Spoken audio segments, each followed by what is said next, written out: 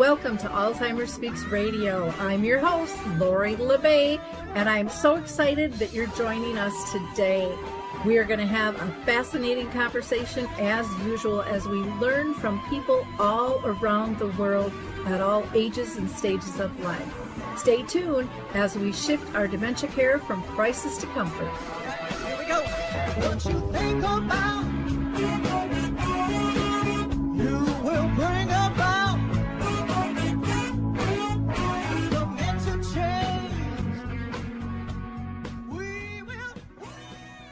Well, hi, everyone, and welcome to Alzheimer Speaks Radio. I'm your host, Lori LeBay, and I'm thrilled that you can be with us today. We are going to have a great conversation about dementia and really how to live brilliantly alongside it. But before I introduce our guests, I always like to mention our opening song, Clarion Call. It's by the Mark Arneson Band, and I'm so thankful that they let us use that. And you can download that on any of your favorite music platforms. Also, if you're new to Alzheimer Speaks Radio, we're about sound information, not just sound bites. I know what it's like. My mom lived with dementia for 30 years, and that's why I started Alzheimer Speaks. In fact, we just rolled out our new website, so please go there. We have a ton of free resources for you to access along with all of our speaking and training and consulting and branding that we do. So go to alzheimerspeaks.com and check that out. I also want to mention that the Memory Camp is open, and that will be August 15th to the 18th, and you can register by calling 715-479-8255. We are going to hear from the Adaptive Equipment and Caregiving Corner, and then we'll be right back with our guests. I love the footbar walker, and let me tell you why. It is the option for my toolbox that I've been waiting for. Let's be honest, there are some clients who, despite our best rehab efforts, just aren't able to return to performing a sit-to-stand transfer on their own. Now I can offer my caregivers an easier, safer option that doesn't involve hoisting their loved one up from a sitting position. I don't recommend this walker for all of my clients, but I do recommend this walker for those caregivers looking for an easier, safer option with transfers. I would also encourage other therapists to add this walker to their toolbox. It's kind of like having my own mobile parallel bars for the client to pull up on. Whether it's a family caregiver at home helping a loved one with Parkinson's or dementia, CNAs in a long-term care facility assisting their patients, or therapists adapting to client and caregiver-specific needs, we now have a very safe and effective option to offer in the footbar walker. Check this product out at thefootbarwalker.com. That's it for today from Adaptive Equipment and Caregiving Corner. Have a great day, and don't forget, if you can't do it, adapt it. Okay, so we are back, and I can't wait to introduce you to our guests today. We are going to be talking about dignity for the deeply forgetful people. And our guests are Stephen G. Post and Reverend Dr. Jade Angelica. Both have been with us before, and it's always a fun, interesting conversation. So let me just give you a little bit of background, and then I'm going to go ahead and pull them into the conversation. So Stephen G. Post is the founding director of the Center for Medical Humanities, Compassionate Care, and Bioethics at Stony Brook University, the Renaissance School of Medicine, where he also serves as a professor of family, population, and preventative medicine. He is an elected member of the Medical and Scientific Advisory Board of Alzheimer's Disease International, and only one of 3 recipients of the Alzheimer's Association Distinguished Service Award. Reverend Dr. Jade Angelica is a Unitarian Universal Community Minister and a spiritual director, and she offers hope and inspiration to the Alzheimer's community through her writings and workshop. She even did a play. Jade's most rewarding ministry has been caring for her mother, though, Jean, who died from Alzheimer's in 2011. Well, I just want to welcome you both to the show. I'm so excited to have you back. You're both brilliant in mind, body, and spirit, and you offer so much to not just the community of dementia, but the world as a whole, just the way you guys live your life and your philosophy. So I can't wait to be able to share more of your work today with our audience. So, Stephen, thank you so much for joining us. Appreciate your time today. It's an honor. It's a delight. And Jade, I'm thrilled to have you back as well. I think last time we did your play when you were on the show. So, as usual, I always like to start out by asking how you have been personally touched by dementia, if it's been in your own family or circle of friends, or if it's just work related. Stephen, I'm going to have you take that first, if you don't mind. Well, very much work related and inspired by wonderful people in Cleveland, Ohio, where I was teaching for many years. But my grandmother passed away of what was surely Alzheimer's, although at the time they didn't really use the word much. It was senile dementia. And what I learned was really quite deep, because I would go into the nursing home and I would do assisted oral feeding. This was actually before the era of peg feeding and feeding tubes and so forth. And what I found was that in that kind of ritualistic back and forth, applesauce, bran, and so forth, there was a connection there that was very subtle. And occasionally she would surprise me and she would call me by name, which I wasn't ready for, but I would speak to her as if expecting an answer. And there was just a lot of back and forth. And so I knew she was there, and sometimes I could just see in the shining of her eyes that she enjoyed having little Stevie around, because I was her favorite grandchild, I must say. And she was a wonderful woman. So even though she was deeply forgetful, and I don't use the word dementia much, she was deeply forgetful, she was still there, and I never doubted that fact, that underneath the silence or whatever it might be, Grandma Post was still in town. Well, I love that you were so in tune to that and understood that so quickly too. Some people, I think, never pick that up because they're so in the throes of the loss and been told that it's impossible, and so they don't look for it, and you don't find what you're not looking for a lot of times as well. You have to be a noticer. Exactly. That's my theory. You have to really be a noticer, and if you can notice, it can uplift your spirits and you can do better things. Exactly. Jade, how about you? It very much started out for me as a personal experience with Alzheimer's disease, and grew into a profession. So Alzheimer's runs in my mom's family. Both of her older sisters had it and died from it. And so when my mom was diagnosed, I wasn't actually surprised, but I was very frightened. I was very terrified, didn't quite know what to do. And I actually am a noticer. Hadn't thought about it in that way before, but I entered into the experience noticing and paying attention to things that worked.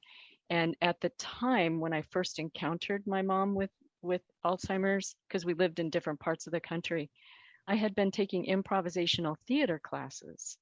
And I realized that if I did improv, like I was doing a scene with someone in a class with my mom, she was much easier to be around and much easier to get to cooperate. So I started integrating that into my interactions with her. And then a professor of mine gave me one of Stephen Post's early articles called Alzheimer's and Grace. So Stephen was one of the first authors that I read. His work resonated exactly with my religious tradition and my own approach to the inherent worth and dignity of every person. And I have to really thank him for his generosity over all these years of being a wonderful mentor. And so, my work is in the area of spirituality and Alzheimer's disease, and also caregiver education. I do education programs now for caregivers about learning to communicate and connect using those improvisation techniques.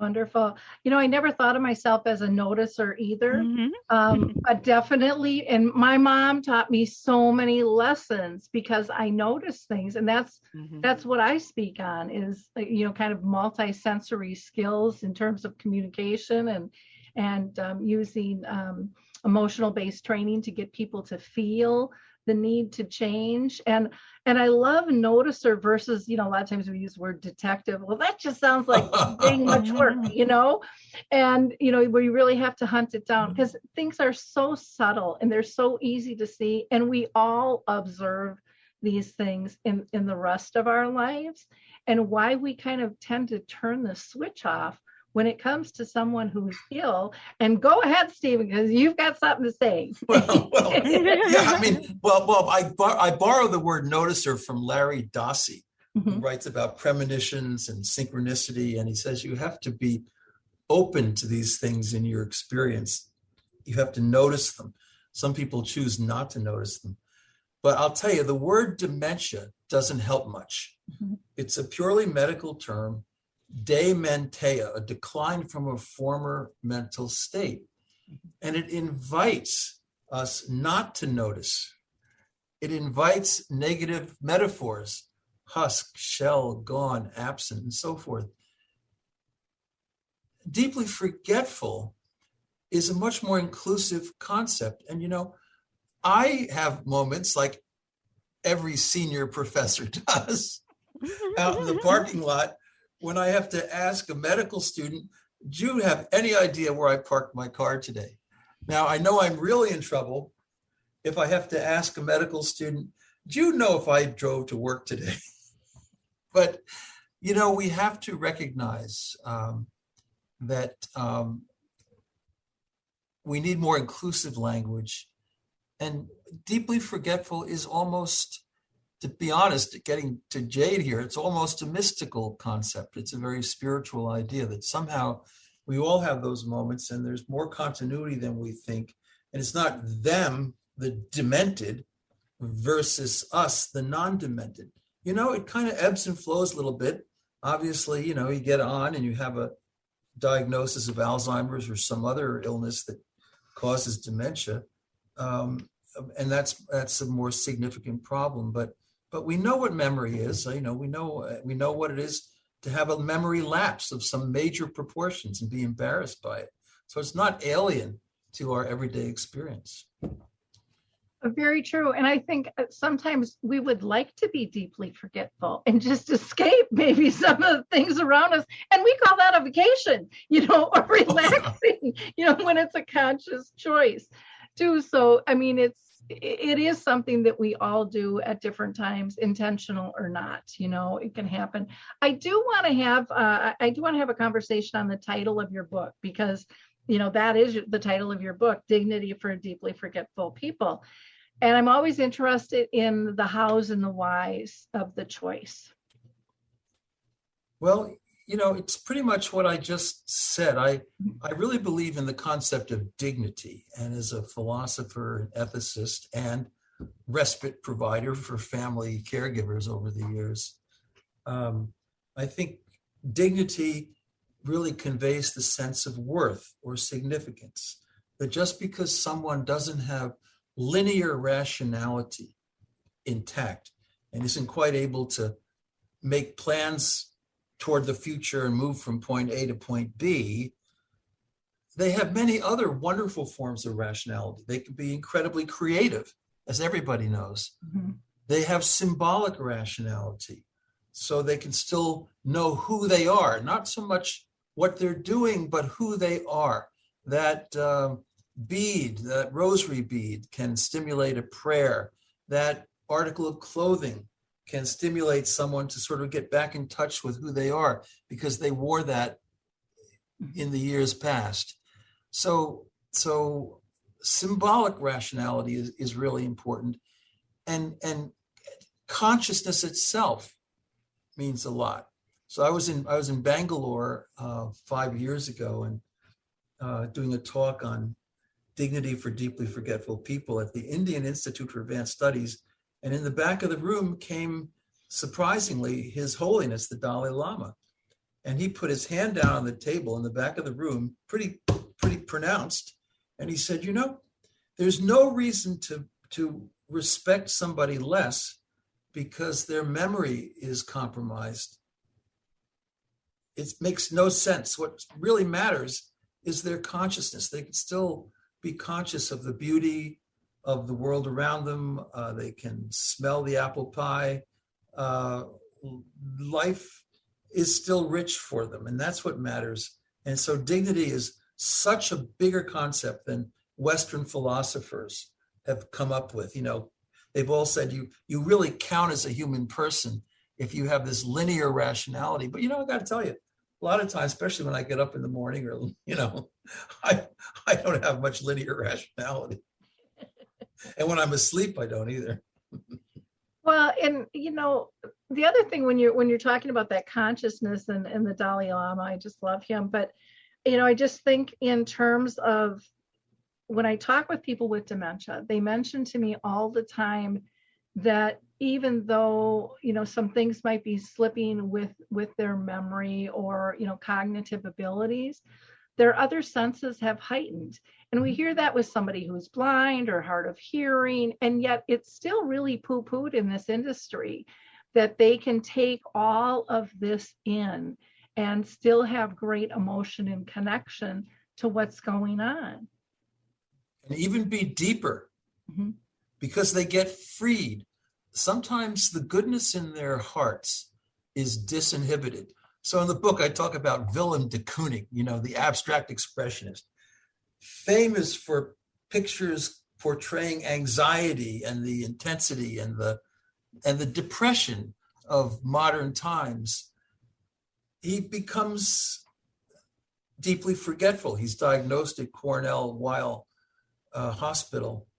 And for 14 years, he's in a loft in Greenwich Village, and he's got an assistant with him. And, he's still painting. He just rises up sporadically, even right into the 14th year, dips his paint in acrylic, goes up to the easel, and he paints. And his later stuff, there was a posthumous exhibit. I actually like it better than his early stuff because he got away from that sort of, battering and animosity that was so characteristic of his earlier years. And his paintings are a little closer to Georgia O'Keeffe. He's closer to the spirit of nature. He's noticing things, I think, in his environment that probably he was too busy or too nasty to notice before. So he was disinhibited. That's okay. Yeah, and again, that's what I hear people say too. Colors are brighter, sounds are more vivid, all of that. And I love when they say to us, stop trying to keep me busy and just sit down and relax with me.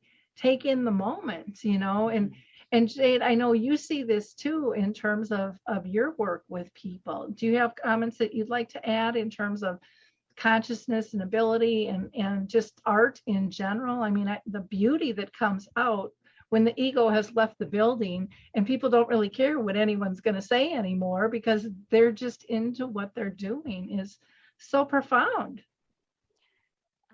That is absolutely the truth. And I know that I just want to make a comment about consciousness, because the way Stephen talks about this in Dignity for Deeply Forgetful People opened my eyes when he brought up the difference between, consciousness and people who are in a vegetative state. So people with Alzheimer's, dementia, anyone with deeply forgetful symptoms, they're not in a vegetative state. They're conscious.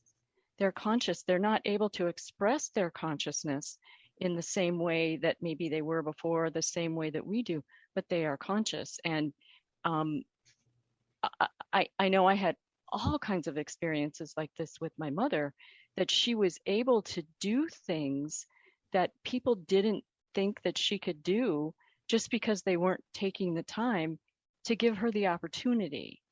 And, one of the stories I like to tell is when I moved from Boston to Iowa, where I am now, to be with her because she was in a care center with Alzheimer's all by herself.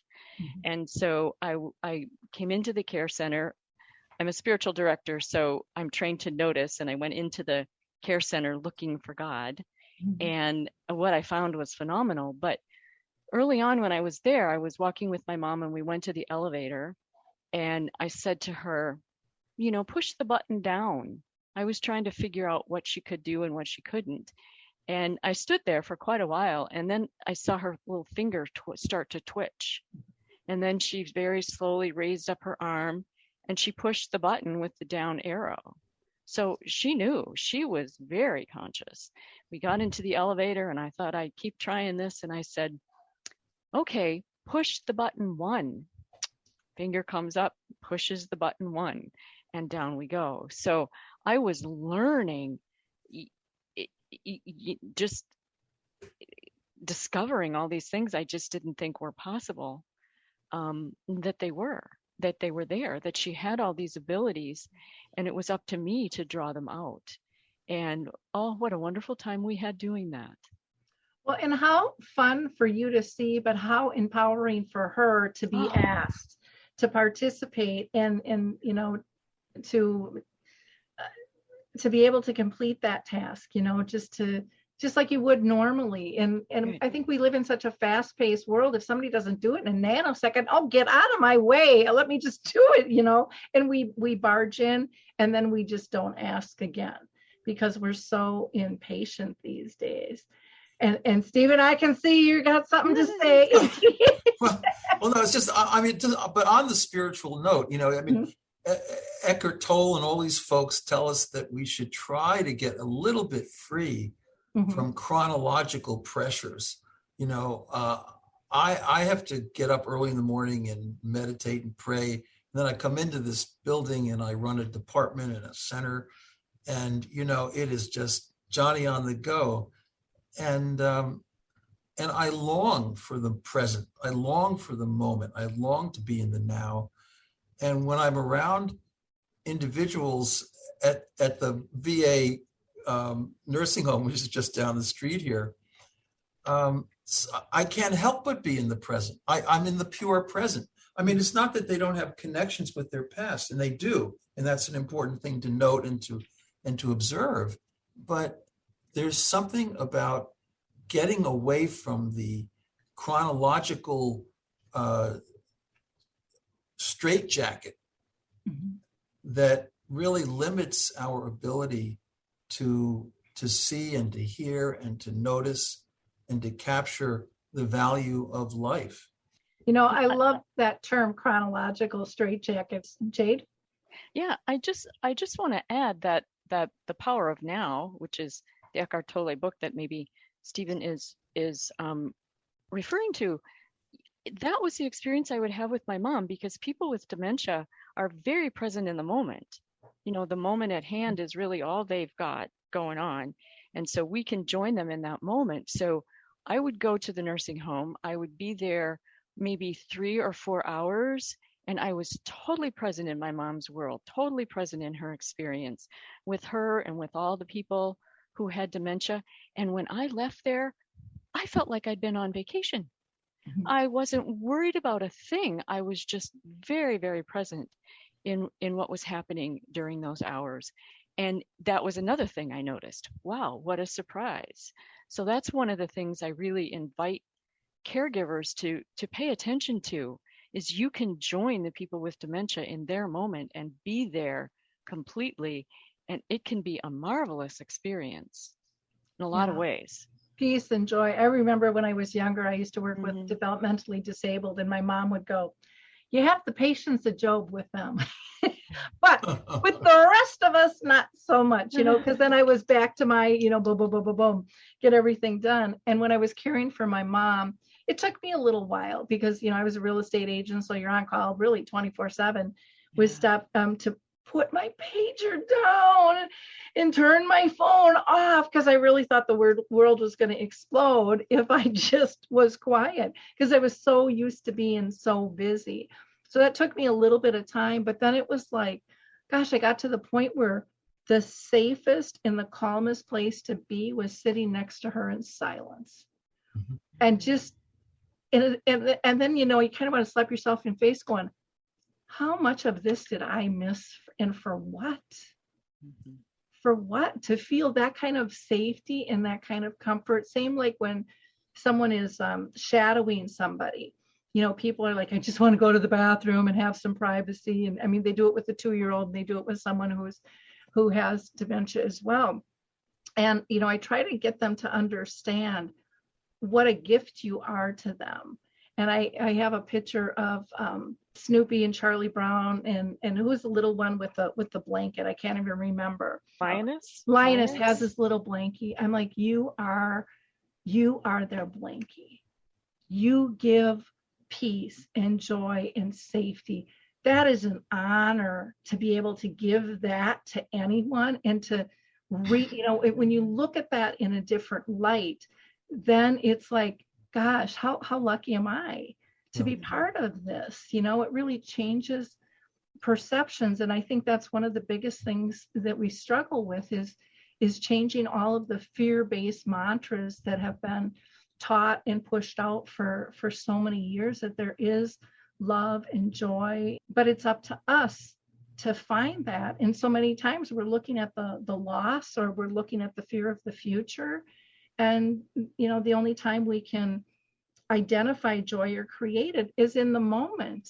And we give that up. And yet when we ask people, what do they want? Well, of course, out of those 3 things, I want joy. Well, then do something about it, And it gets back to that whole saying of, you're always going to get what you got if you don't change the way you're doing things. And that's what I love about both of your philosophies in the book and the work that you put out, is you're really trying in a very easy, compassionate way, going, it doesn't have to be this difficult on any of us. So I have there's a concept in the book that I actually made up in 1994 in the medical school at Case Western. Hypercognitive values. We live in a culture that abides by hypercognitive values. And so when anyone doesn't quite measure up, and that includes productivity, then we devalue them. And if you're in Germany in the late 1920s and early 1930s, and there's a chapter on this, people who are deeply forgetful, they are labeled as life unworthy of life, as useless eaters, and you go directly from that language game. Remember Martin Luther King, who spoke about the beloved community. He also said, the beginning of the beloved community is in language. You have to have the words to let deeply forgetful people enter into the beloved community. Dementia don't do it. So what they did, they had a program, 1939, T4, Tiergestrasse 4, and they took 70,000 people out of institutions and asylums. Half of them had cognitive developmental disabilities. Half of them had dementias of various forms. And they let them freeze in the hypothermia experiments, in the snow, in the ice, just in the cold, frigid air of night. They had no reason for this, except they wanted to know when it would become futile to send rescue teams into the North Atlantic to perhaps save a downed pilot. But, it was terrible. Then they would bring them back into the asylums, and they would thaw them out at different heat gradients. And after about a year, even the German people got sick of this, because they realized, these are not the typically discriminated against groups. They're not Jews or Polish Catholics or gay people or people of color. They're basically pure-blooded Aryans. And this is what we're doing. So they stopped T4, but the very same investigators went right to the death camps of Dachau and Auschwitz, and they continued the hypothermia experiments. And so the point I'm making is that you need the language. That's why, so much of this book is really in the title. Dignity, not for people with dementia, but dignity for deeply forgetful people. And then, how caregivers can meet the challenges of Alzheimer's disease. But those concepts of dignity and deep forgetfulness, those are the key teachings. What do you say to someone who is living with a form of dementia that says, but I'm not deeply forgetful? I'm in the early stages. What do you say to someone who says that to you? Well, smile and have a good conversation with them and ask them how they're feeling and what you can do together. And that's not a problem. I mean, there's a certain amount of, denial to some degree that goes on, but people may not even be insightful in the least to some so-called objective loss of memory. They in fact, they can get quite far along and still lack insight into the fact that they're not driving well or whatever, Yep.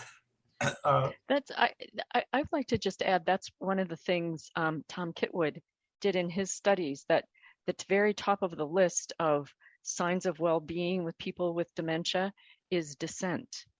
And so there would be an example of that, I'm not deeply forgetful, I'm doing just fine.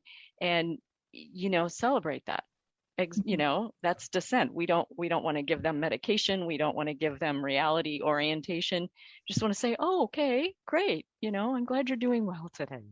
Well, and how nice to know there's a movement that if it progresses, I'll be cared for better. I mean, looking at it from that angle too, I get frustrated with all the terms. I mean, it's white matter and it's neurodiverse, and it's like, it seems like all these words keep sidetracking the conversation and confusing the public. And I feel sometimes like we're a dog chasing our tail with all this, because it's re-educating. Well, that's really the same thing as this. They just changed the term, in some ways, or they've changed the stage, or they've changed it for insurance reasons or whatever it might be. But bottom line is, what people really care about is, how are they going to be cared for? That's right. Well, and yes, and all of the language is terrifying people. Absolutely terrifying people. And so that's part of what I think needs to change as well, because that's why I think a lot of times loved ones and friends veer away from people with dementia, is because they're scared. They don't know what to do. They're afraid they're going to get it. They can't even really think about it, don't want to read a book. It's just really scary. And if you look at it as, I think what Stephen is talking about is a spectrum of forgetfulness, like we're all on this spectrum somewhere along the line. Yeah. Well, and that brings up a great point too, in terms of being on the spectrum, because I think of, with my own mom, and I didn't realize I did this, but I held her at this pillar state of who she was, and I wanted her to be that until I saw this picture of my folks on my wedding day, and then I thought, how unfair is this? And then I start reminiscing about, we called and we said we were getting married and we were all excited. We hung up the phone and my mom calls back like 20 minutes later. She's got the hall of the church and the menu all figured out. And she was still having some issues at that time, but it was very early on. But she was organized and she loved to celebrate life. So as I'm digging through this big plastic bin full of photos, and I see this picture, I'm thinking about that. I'm thinking, how unfair is that I still want her back. I'm still, even though I say I've accepted it, I still yearn for that in my heart, And then I look at the picture and go, everything's changed. My dad's dead. My mom's got dementia and I'm divorced. And yet I think I can freeze frame her in time, and that's fair. It's like, look in the mirror, Lori. You don't look the same. You don't act the same. Nobody does. We are all, changing in this life. And yet I think when we get scared, we want to hold on even tighter to what was comfortable for us. One thing to remember, that's a really great point. The use of language in relationship to fear is a real problem. So one wants to recognize that Dr. Alois Alzheimer himself did not believe that he had discovered a disease in 1907 with Augusta D. He thought he had encountered a woman in her 50s who had some memory problems, and he felt that that was simply a part of an aging brain. That's just what brains do when they start to get older. And the idea that somehow, other parts of our bodies can age, but not our brain, is kind of silly. And now with the studies of, for example, women in their late 90s, 60% of them have what you might call dementia, probable Alzheimer's in some cases. But, we have to recognize that this comes with the territory of being human. Mm-hmm. And I truly think that we need to reconstruct our view of, again, it's this them versus us mentality where we're thinking it's a medical model somehow, much as I work in medical schools and love doctors and love medical students, and every day I'm surrounded by them, thank heavens. But still, we have to just recognize, there are cultures where there is no such word as dementia. Mm-hmm. Again, it's a negative term, dementia. They call it squirreliness, mm-hmm. Or, that's just grandma or that's just grandpa. And in Chinese culture, particularly among Chinese Americans, there's a epilogue in the book by a Chinese American about his mother and father who both have dementia. And he says, they're still glorious to me, and I don't separate them from our family. They're still part of the table. They're still part of our dynamic. And the African American community also is much more inclusive of people who are, I would say, deeply forgetful. So we need to really recognize that the language somehow separates people from the beloved community. Mm-hmm. MLK all the way. Mm. It is interesting because I think, as Americans, we've been told that we have it right, for so many years, and we're the leader of the pack. And it's like, oh my gosh, we have so much to learn. And it's amazing the different approaches out there and the willingness to give this information freely. And yet, I remember calling Mark Wortman when he was the director of Alzheimer's Disease International. And I said, I think I got to move. Mm-hmm. He's like, well, why? And I'm like, they don't get it here. I mean, just nobody gets it here at all. And he burst out laughing. And I said, Mark, I am serious. I am banging my head up against the wall about talking about dementia friendly and changing the culture and the whole 9 yards. And this was back probably 2010, because I stepped into this about 2009. And he goes, you really don't know why, do you? And I'm like, I don't have a clue. And he said, Lori, over here, we approach things from the greater good. And people left here to start America to be proprietary. And, like I was telling him, when I got this information on memory cafes and dementia-friendly communities, nobody wanted a nickel. Nobody wanted a dime. People wanted to actually change the verbiage and take their S's out and put our Z's in and do it for free. And I remember sitting back going, wow, how cool is that? Yes. We need that over here. And even with, the work I do now with Dementia Map, is really interesting because people will say, well, I just need my local resources. And I'm like, no, you need global resources. Granted, if somebody needs a physical place or a clinic or, home health, they need something within the community. I said, but there's so much out there to help. And they're like, well, no, we're fine. And I'm like, we wouldn't have dementia-friendly communities or memory cafes if it wasn't for other countries. And then their mouths drop open. It's so important to have these conversations and share these global concepts with people because they're life-changing and there's so much support for one another to get them off the ground. And a lot of times I think here, and correct me if I'm wrong, but this frustrates me. Maybe it doesn't you guys, so please speak up if not. But we're so used to everything being in this nice little neat little box, and everyone has to meet the same criteria. Yet every community and every family is different.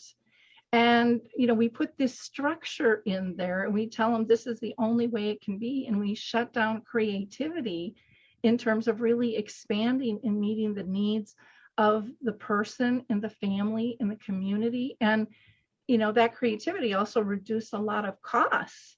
And people are willing to participate and volunteer their time when they feel they're part. And so this conversation about dignity is so deep in my heart. It's just so important. And I know, Stephen, this has really been your life's work, and Jade, yours as well.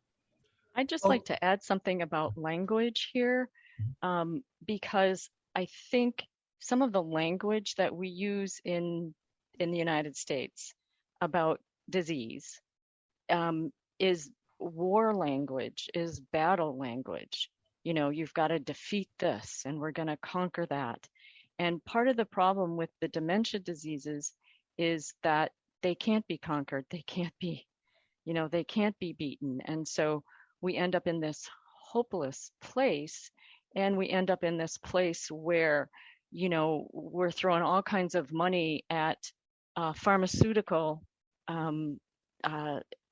research, whereas what we need to be doing is more of exactly what you were talking about, Lori, that's coming to us from other cultures. That's the basis of Stephen's book. That's the basis of my work. So instead of focusing on cure, we're all focusing on healing, which is that spiritual concept, which is being with the people with dementia, loving them, being kind. Stephen really stresses kindness, patience. I'm convinced that this disease is among us so that we can learn to be more compassionate people. But I feel like that we're going to defeat this language is really part of our downfall. Yep. We'll have a cure in 5 years. We'll have a cure in 5 years. We promise. We better. Yeah. Beautifully stated, Jade. Thanks. And the other, and also in response to Lori's nice line of discussion, we suffer an illusion in our American culture. I love America, but we emphasize independence and invulnerability. And, when you really look just descriptively at life, when that baby comes into the world, it's completely vulnerable. It's completely dependent, and by the way, it has no memory, maybe a little emotional memory there. And when we fall ill, we will become suddenly vulnerable and dependent in ways that we never anticipated. And as we grow old and older and older, we just naturally move into this zone. And so somehow or another, we need as a culture not to fight, and I'll use Jade's language there, not to fight against vulnerability, not to fight against dependence, but to recognize that that's the fundamental, ultimate reality of the human condition, period. And I think that's what's interesting. Like in Canada, I don't want to compare Canada much, and some other parts of the world, but at least they have the Good Samaritan programs in every province. I've been all through Canada and spoken at those events, and they provide free long-term care for everybody, and you don't have to spend down into poverty. I mean, we give folks, in the book, I say we give them scraps and leftovers, and even when we know that respite, just a few hours a week of respite, will allow caregivers to thrive much more so than they would otherwise. Our leaders say we can't do that because it's something that's not affordable. We have a healthcare system that will rescue anybody from death. We will do anything. I mean, look at the intensive care units I hang out in every day. Unbelievable, you know. We'll rescue anybody from death, even when it's really completely ridiculous. But we don't do the kind of basic care. And it's because we don't understand vulnerability and dependence. You know, I think one of the things too, when you talk about vulnerability, you know, to me that goes to authenticity. And the older I get, the more beautiful that is, and the more I appreciate just, you know, the good, the bad, and the ugly. And you know, I've chosen, I just turned 63, but I push away people in my life who aren't authentic, who aren't vulnerable, because they're not really sharing who they are with me anymore. And sometimes I found it's just too much work for me to be present in that state and pretend. And so I really am looking for those authentic situations. And people, you know, who are deeply forgetful, people who are going through trauma, cry, weep, laugh, you know, those are all real emotions that are okay to express. You're scared. You know, we have to stop. You had talked earlier about the hypercognitive, you know, issues and stuff that we have, but, you know, we've gotten even a stage worse now where we cancel people out. We don't like what they say. We don't like what we do. So, you know, it's just, you're out. And I'm kind of saying that that's what I did with some friends, you know, in some ways. I just said, I have to choose my space, but I'm not doing it because I don't love them. It's just, I have other work that I feel like I'm here to do. And, but I think it's really important for people to appreciate that vulnerability. You had also mentioned about, you know, a baby coming into the world and, you know, they might have a little bit of emotional memory and stuff, but yet what I tell people is think about how conversations change once you know there's a baby in the womb. All the conversations change. You know, all of a sudden we are inclusive of that baby in the womb.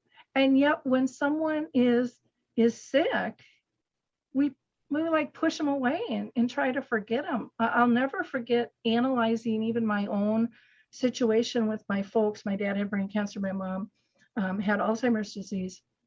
And I had 2 packs of friends. And I didn't even know they were different. I had lots of different circles, but they kind of fell into 2 different packs. And one asked how they were doing because they really, really wanted to know. And the other pack asked because they wanted to give me permission to never go visit them again. Because they were so uncomfortable with what to do or how to help or what to say that it was like, it will just be easier, Lori, if we don't have to deal with this. You know, I just want to say something about what you said about the baby. Mm-hmm. You know, a baby comes into the world and people change their language and they include the baby. But the other thing that people do when babies come into the world is they willingly change their lives. Mm-hmm. And one of the challenges with Alzheimer's caregivers, when people become dependent later in life, there's a lot of resistance to changing their lives in the way that they need to be changed in order to provide care and companionship for someone who's deeply forgetful. And I see that a lot with couples, that the caregiver will be furious that, you know, we've just retired and we were planning on RVing all around the country and now this, you know, and there's that resistance, that anger, the denial that people need to get beyond. And studies have shown that acceptance, like a radical acceptance of reality, a radical acceptance of what is the best coping technique that will relieve caregiver stress. So it's, you know, I can happily change my life when a baby comes, but I can't happily change it now.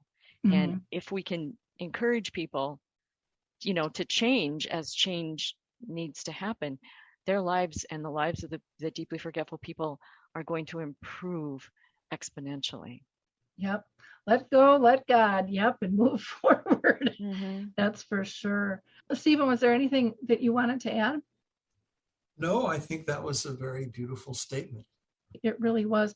One of the things I do want to talk about end stages and the ability of, you know, dying with dignity.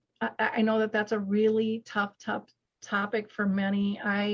I encourage people to go to compassionate care because they have a wonderful addition that people can use for their healthcare directives on that. And people go, well, I don't believe in that. And I'm like, what this does is it makes you think. You don't have to just have dementia or be forgetful, having cognitive problems. You could have a stroke, you could be in a car accident, and these issues are going to come up, and it makes you think about them in multiple levels. So if this happens, this is what I want. If this and this happen together, maybe I want to change that. And if this and this happen, well, then I want to look at it. I want you to look at my life differently. And, that's my preference. I'm always a girl that I always like my options. I don't know if I'll use them, but I like my options. So, Stephen, I'd like to hear your thoughts, and then Jade's.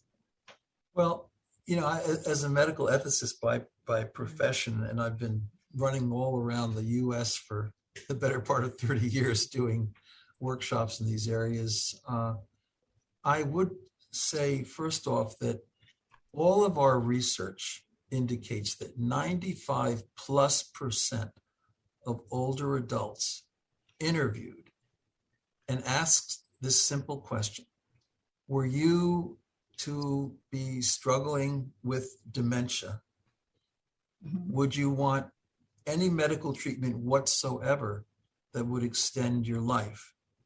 95+% say no. Now, it doesn't mean that there aren't exceptions to that. I can appreciate those exceptions. But the bottom line is that they're saying they don't even want to be treated for diabetes, if they have chronic cardiac problems, which can become very elaborate now with the support, the technology, and so forth. They don't want to be treated for that. If they have an underlying cancer, they would want to be kept comfortable if they needed some palliative treatment, but they don't want anything that is purposefully life extending. So they want to die without a tube or a needle or anything in any orifice, natural or unnatural, if I can say that. And when I was at Case Western, one of my friends there was a GI surgeon in Rainbow Children's Hospital. In 1979, he invented the feeding peg, because he thought that young children who had problems swallowing needed something that wasn't going down their throat. And that was appropriate. But in the year 2000, Dr. Gatterer wrote a beautiful essay in the Journal of Percutaneous Endoscopic Gastrostomy, peg tubes. And he said the thing that he was most saddened by is that in 1985, feeding pegs were introduced into nursing homes. Mm. And not only were they introduced into nursing homes, they meant that nursing homes would fire a lot of the staff who were actually pretty well trained. I was trained in this as a kid, pretty well trained in assisted oral feeding and knew how to make it work. So, and if you use a feeding peg, you don't get even an extended life if that's your goal, because you'll have the pneumonias, you'll have the people pulling their tubes out because they don't have any insight into what that is and they're restrained. And then they're sitting in excrement and they get infections. And so the best thing to do is die naturally. And we just have to do that. But there's so much inconsistency regionally, state by state, nursing home by nursing home. And there are financial aspects to it. But I tell you, in Canada, nobody in Canada has ever been treated with a feeding peg when they began to lose their capacity to swallow. It's never happened. They don't do it. Well, it's interesting. And I think, with the survey too, and I could be wrong, but I think so many people still think end stages. When they hear dementia, Alzheimer's, they automatically go to end stages. And I think of my mom, who lived with the disease for 30 years. She had a lot of quality of life in that time. Yes. And I'm not trying to change anybody's mind one way or the other, but I think people have to be more educated on probabilities and understanding that everybody goes through this process a little bit different, and we have to dig deeper in terms of what is quality of life for us. And for the life of me, I can't understand why that's such a scary conversation, because I want people to honor my last wishes. I want them to know, and they're not going to know if I don't tell them. And I know what it's like to have to make those decisions for somebody who hasn't told you, and the guilt and the suffering and the double guessing and all of those types of things, and then everyone else's opinions. It's like, this should be taught in school, as far as I'm concerned, in high school. I think this is a really, really important topic for people to understand. The healthcare directives, the powers of attorney, I just think it's smart living, and it isn't something to be afraid of, in my personal opinion. Jade, how about you? Well, one of the things that I witnessed being in a nursing home every day for 4 years, I witnessed a lot of people with Alzheimer's, with dementia diagnoses of various kinds. I witnessed them dying, and I can't remember any of them being on feeding tubes. It could have been possible. But what I noticed was that it was a very natural process, is that they leaned into the process of dementia, not having that cognitive awareness that, oh, I'm dying, but just, experiencing whatever was happening in their bodies. And, it's challenging for a family member to be companion with that, and to not want to do something to fix. But I had the benefit of reading one of Stephen's earlier books, so I knew that we weren't going to do any feeding tube, and we weren't going to do any great treatments. The most we did was an antibiotic for a urinary tract infection, because we wanted to keep her comfortable. So that was my goal, to keep her comfortable, free of pain, happy, companioned, and to just allow the dying process to happen. And it was really a rather beautiful, peaceful experience. So I'm pro Iowa. Jade is in Iowa. I'm in Iowa. And I love Iowa. And I have to tell you that I gave a talk at the governor's task force on Alzheimer's disease in Iowa. It had to have been 20 years ago. I was living in Cleveland at the time. And the whole thing was devoted to assisted oral feeding. And they had whole programs to re-educate people how to do that and how to do it effectively, because it's not just something you don't need a little training for. And I think you're right. I think Iowa tends to be quite progressive compared to some other parts of the country. So I like that. I like what you just said. But can I say one thing, Lori? That there's a chapter in the book. There's a chapter called "Is Grandma Still There?" which is a question every grandkid asks, and I say, of course she is. What else are you going to say? And who are we to claim that she's not? But there's also a chapter on preemptive assisted suicide. And I tell the story of when I was a student at the University of Chicago, I had two mentors. Both of them were psychiatrists. One of them had a wonderful family. He became demented, probable Alzheimer's, maybe mixed. And his family embraced him, took care of him, let him know that he would be cared for.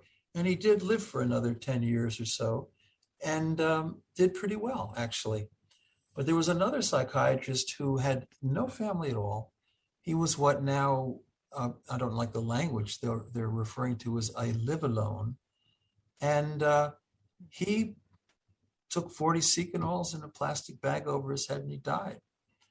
And right now, I don't espouse that, because I'm so interested in how we can connect with these individuals at very deep and meaningful levels. But, in the book, I talk about a street clown in San Francisco who, he'd been acting in front of the libraries and so forth for years, and now he has a diagnosis of progressive dementia. And he determines he has no family members, no loved ones, no one he can really rely on or entrust with his future to kind of chaperone him through the medical technological morass. And so he actually took a plane to Switzerland to Dignitas, and that's the last anybody heard of him. So he availed himself of assisted suicide there. Again, it's not something I'm advocating, but for some people, it's something they really, really want. On the other hand, judge not lest ye be judged. I will not judge anybody about that, because there are some people who just don't want to go through that experience. Not that they know much about it, but I have to honor them.